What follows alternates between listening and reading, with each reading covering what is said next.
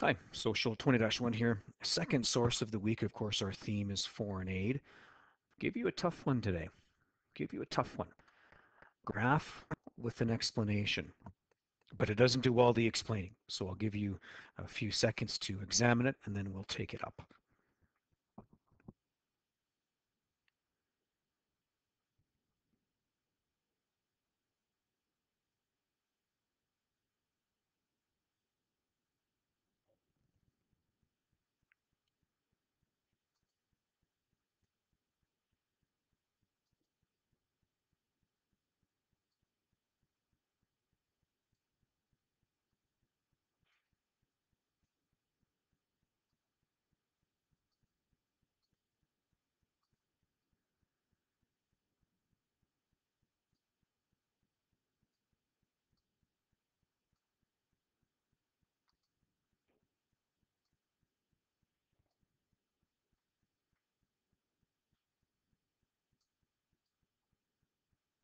Okay, that should be enough. We've actually seen this graph before. I just gave it to you from a different perspective. So what you got, and the first thing you need to do is when you get a graph, take some time and figure out what's going on. And for sure, you want to look at the title, global poverty rate in terms of percent. So this column here is showing you things in percentages. And then of course across the bottom is showing you dates. So, here we are kind of right now, 2020, and this is a projection to 2030.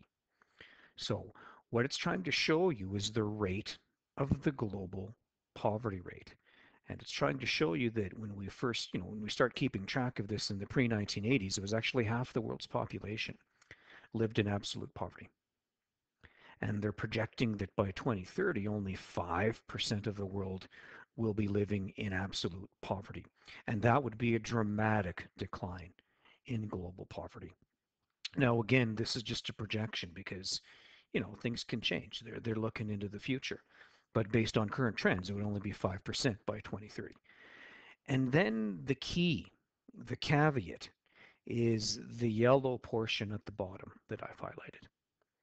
The reason for it, it's not because of international aid programs, but rather because of economic development, spurred by capitalism and globalization.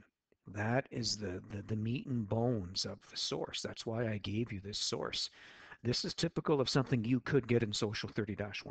And they would give you a source like this on the diploma to really separate those that truly get it and could get an excellent mark on this, and from those that just kind of get it, they get enough to pass but not get enough to really get a good mark on this.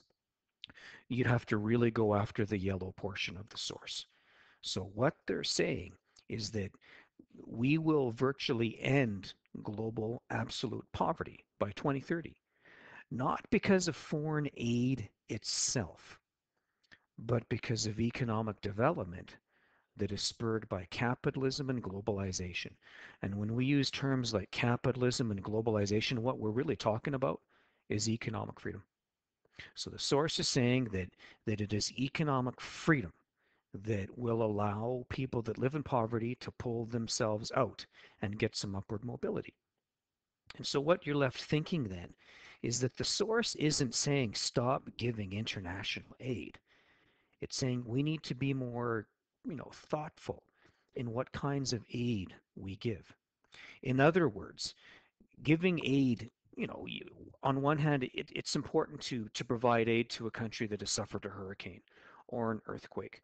But what they're saying is give aid to something that is specific, that is going to help people gain economic freedom. So aid programs should be focused on helping people who are economically marginalized gain some upward economic mobility. In other words, if all you do is keep giving them money and you kind of keep them out of poverty, you don't really ever give enough to get them out of poverty. In other words, we give just enough aid to prevent a famine.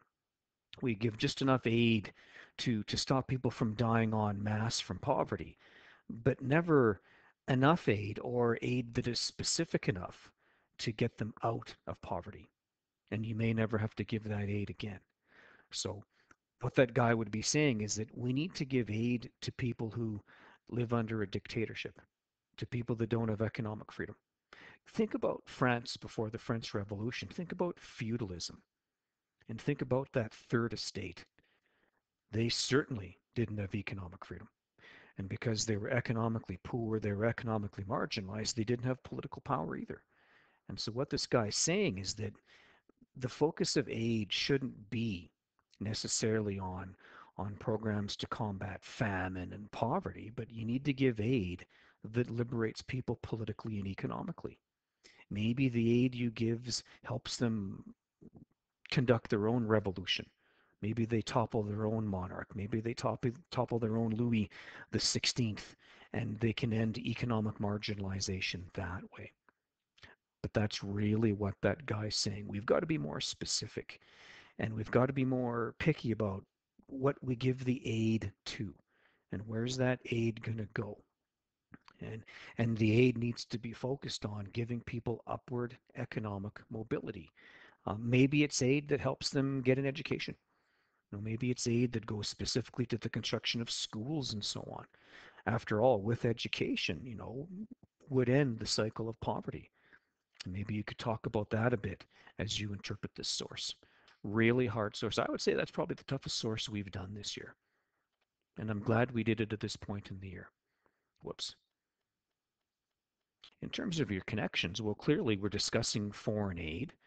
We're discussing foreign policy. Canada, for example, needs to be pickier about where the foreign aid is going. We need to be more picky about maybe it has to go to education. It's got to go to something specifically involved in helping people gain upward mobility. Aid shouldn't just be a band aid. Aid should help cure something that is lingering and has been there for a long time. Maybe we need to question the way the UN gives out foreign aid. We're also talking about humanitarianism, doing things because it's the right thing to do. We're helping countries gain economic stability so they're not perpetually dependent on other countries for help, aid, and things like that. In terms of perspective, I see someone who is challenging internationalism.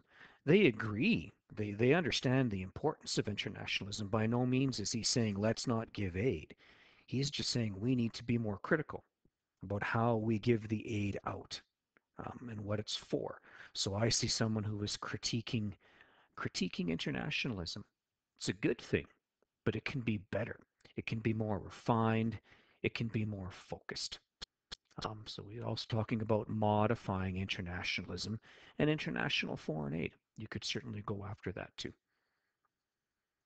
I can't think of much else to do with the graph. I do remember a few years back in grade 12 on the diploma, they gave a graph, and it actually didn't even have the snippet at the bottom. It was just a graph with numbers and trends, and kids were lost. So I hope this helps you look at a graph and gain some meaning from what a graph and what they're after.